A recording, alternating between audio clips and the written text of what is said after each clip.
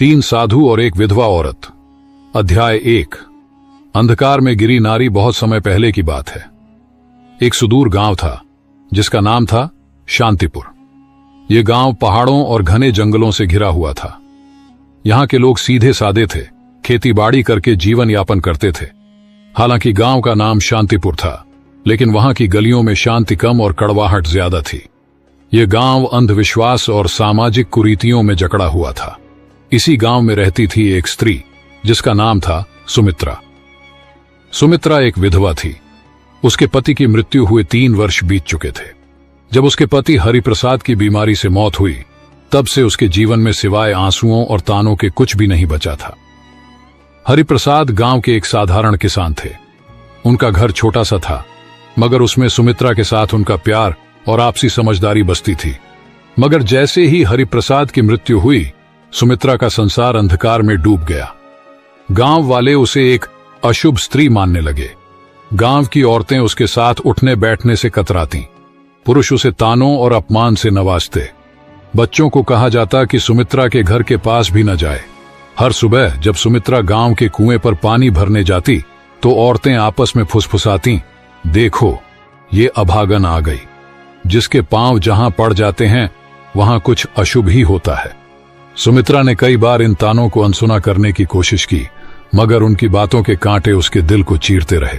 रातें उसके लिए और भी कठिन होती। जब पूरा गांव गहरी नींद में सो जाता, सुमित्रा आंगन में बैठकर आसमान की ओर देखती। चांद की चांदनी उसकी आंखों में आंसू भर देती।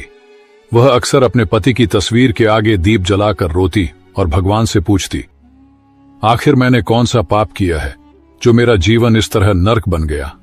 कई बार उसने गांव छोड़कर जाने की भी सोची, मगर कहां जाती। उसके माता पिता बहुत पहले ही चल बसे थे। भाई बहनों ने उसके विधवा होते ही मुंह फेर लिया। एक दिन जब सुमित्रा अपनी टूटी फूटी झोपड़ी के बाहर बैठी थी, तभी उसने देखा कि गांव के बाहर वाले रास्ते पर 3 साधु चले आ रहे हैं। वे सफेद दाढ़ी वाले, भगवा वस्त्र पहने हुए थे। उनके चेहरे पर तेज था, मगर आंखों में एक अजीब सा रहस्य झलक रहा था। गांव वालों ने उन साधुओं को देखते ही उनके चारों ओर घेरा बना लिया।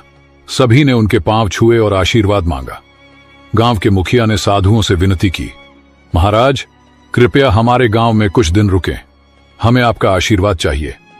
साधुओं ने गांव में रुकने के लिए हामी भर दी, लेकिन फिर उनकी नजर सुमित्रा पर पड़ी। उनमें से सबसे वृद्ध साधु ने सुमित्रा को देखते ही कहा, यह स्त्री दुख से घिरी है, मगर इसके भाग्य में कुछ अनोखा लिखा है। गांव वाले यह सुनकर चौंक गए। उन्हें विश्वास नहीं हो रहा था कि वही सुमित्रा, जिसे वे अशुभ मानते थे, उसके भाग्य में कुछ खास हो सकता है। सुमित्रा खुद भी हैरान थी। उसके मन में सवाल उठे, आखिर ये साधु कौन है और मेरे भाग्य के बारे में ऐसा क्यों कह रहे हैं। तीनों साधु गांव के बीचों बीच स्थित एक पुराने मंदिर में ठहरे। यह मंदिर वर्षों से वीरान पड़ा था, मगर साधुओं के आते ही वहां रौनक लौट आई। गांव वाले उन्हें देखने के लिए रोज वहां पहुंचते और उनके प्रवचनों को सुनते।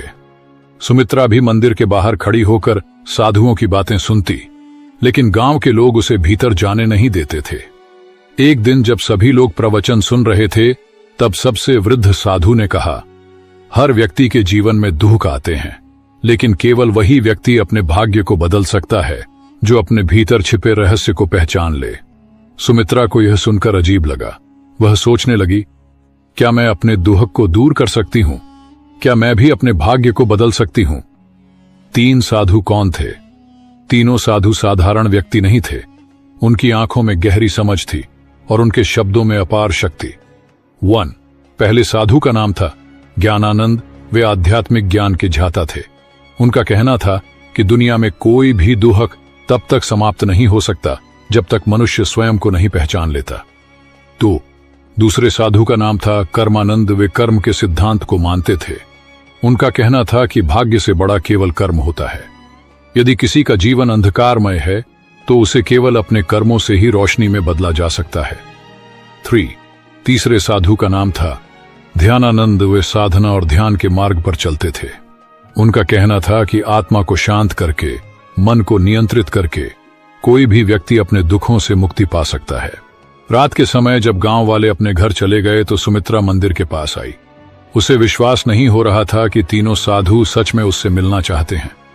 जैसे ही वह मंदिर के अंदर पहुंची, तीनों साधु उसकी ओर देखने लगे। कुछ देर तक कोई कुछ नहीं बोला। फिर ज्ञानानंद बोले, तुम हमें क्यों ढूंढ रही हो पुत्री? सुमित्रा कांपते हुए बोली, मुझे कुछ समझ नहीं आता। मैं बस यह जानना चाहती हूं कि मेरे जीवन में इतना दुहक क्यों है। मैंने किसी का क्या बिगाड़ा है? तीनों साधु मुस्कुराए। कर्मानंद ने कहा, दुनिया में कोई भी दुख बिना कारण नहीं आता। तुमने अपने पूर्व जन्मों में जो किया है उसका ही परिणाम तुम्हें इस जन्म में मिला है। लेकिन घबराओ मत, क्योंकि हर कर्म को नए कर्मों से बदला जा सकता है। सुमित्रा ने आंखें भरते हुए पूछा, क्या मैं अपना भाग्य बदल सकती हूं? ध्यानानंद ने धीरे से उत्तर दिया, हां, लेकिन उसके लिए तुम्हें परीक्षा देनी होगी। क्या तुम तैयार हो?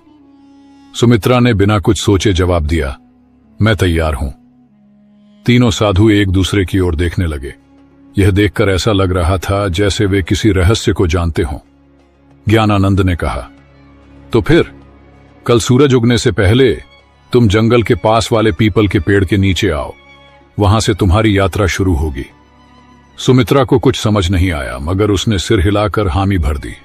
गांव में फैली अफवाह। अगले दिन गांव में यह खबर आग की तरह फैल गई कि तीनों साधुओं ने सुमित्रा को जंगल में बुलाया है।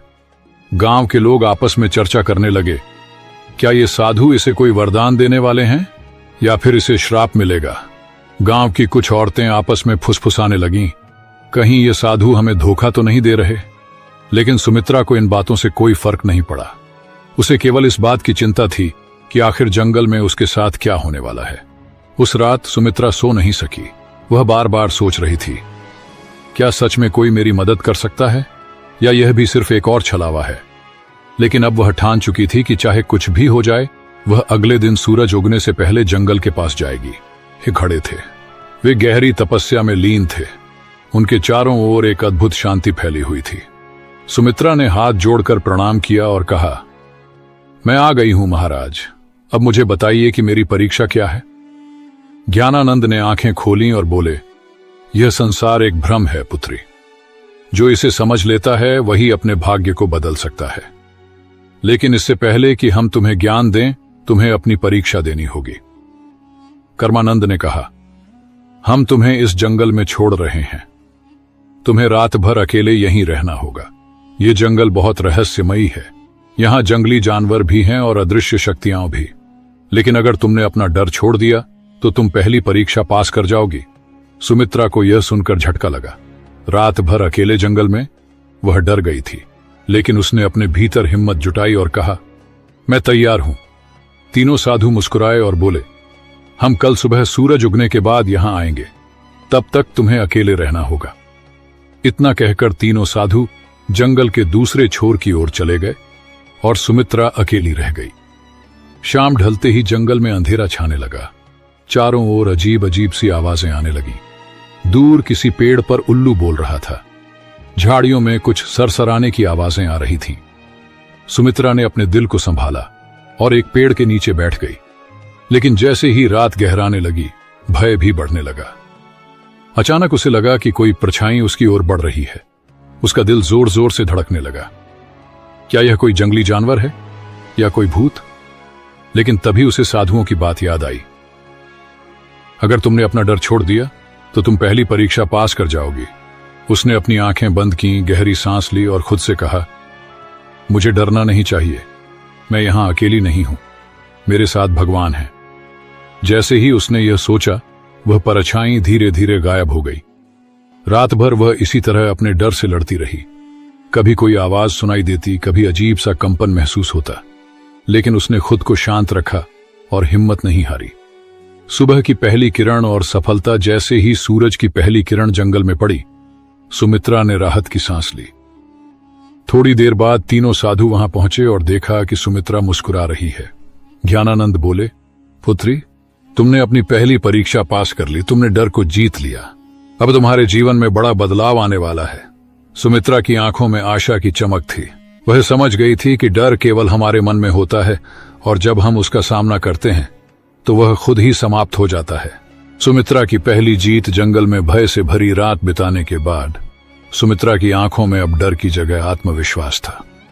जब सूरज की पहली किरणें जंगल की शाखाओं से छनकर उसके चेहरे पर पड़ी तो उसने महसूस किया कि वह पहले से कहीं अधिक शांत और मजबूत हो चुकी थी। तीनों साधु मुस्कुरा रहे थे। ज्ञानानंद बोले, पुत्री, तुमने पहली परीक्षा पास कर ली, अब तुम तैयार हो दूसरी परीक्षा के लिए। सुमित्रा ने विनम्रता से सिर झुकाया और कहा, मैं तैयार हूं महाराज। 3 साधुओं का रहस्य। तीनों साधु सुमित्रा को लेकर एक पहाड़ी के ऊपर बने एक पुराने मंदिर में गए। यह मंदिर देखने में साधारण था, लेकिन वहां एक अजीब सी ऊर्जा महसूस हो रही थी। जैसे ही सुमित्रा ने मंदिर के द्वार पर कदम रखा, उसे अपने शरीर में एक हल्की कंपन महसूस हुई। तभी ध्यानानंद ने कहा, अब समय आ गया है कि हम तुम्हें अपने वास्तविक स्वरूप के बारे में बताएं। सुमित्रा चौंक गई। आपका वास्तविक स्वरूप? ज्ञानानंद ने अपनी आंखें बंद की और अचानक उनके शरीर से एक तेज प्रकाश निकलने लगा। उसी क्षण कर्मानंद और ध्यानानंद भी प्रकाश से घिर गए।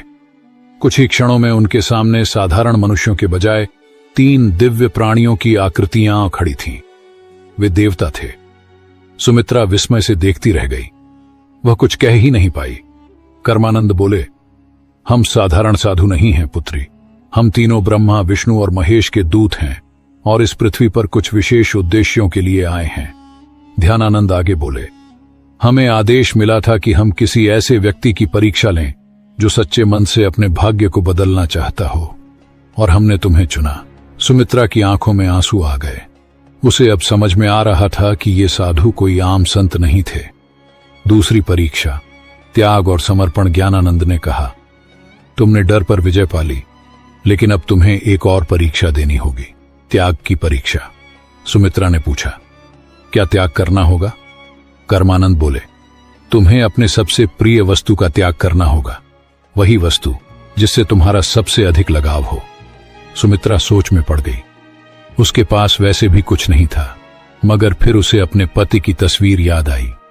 हरिप्रसाद की मृत्यु के बाद वही एक चीज थी जिससे वह खुद को जोड़कर रखती थी। जब भी वह दुखी होती, उस तस्वीर को देखती और अपने पति को याद करती। उसने धीरे से पूछा, क्या मुझे अपने पति की तस्वीर छोड़नी होगी? ध्यानानंद बोले, अगर वही तुम्हारी सबसे प्रिय वस्तु है तो हां, लेकिन याद रखो, सच्चा त्याग तभी होता है जब वह स्वेच्छा से किया जाए। अगर तुम इस परीक्षा के लिए तैयार नहीं हो तो हम तुम्हें बाध्य नहीं करेंगे। सुमित्रा के मन में संघर्ष शुरू हो गया। क्या वह अपने पति की अंतिम निशानी को छोड़ सकती है? उसने कुछ देर सोचा और फिर कहा, अगर मेरे जीवन को बदलने के लिए यह आवश्यक है तो मैं तैयार हूं। तीनों साधु मुस्कुरा उठे। तो जाओ और अपनी सबसे प्रिय वस्तु को गांव के तालाब में प्रवाहित कर दो। त्याग का क्षण। सुमित्रा गांव वापस आई और अपनी झोपड़ी में गई। वहां एक पुराने संदूक में वह तस्वीर रखी हुई थी। उसने कांपते हाथों से उसे उठाया और तालाब की ओर चल पड़ी।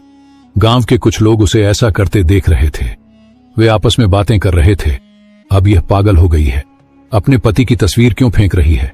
लेकिन सुमित्रा ने उनकी बातों पर ध्यान नहीं दिया। उसने धीरे से तस्वीर को पानी में प्रवाहित कर दिया।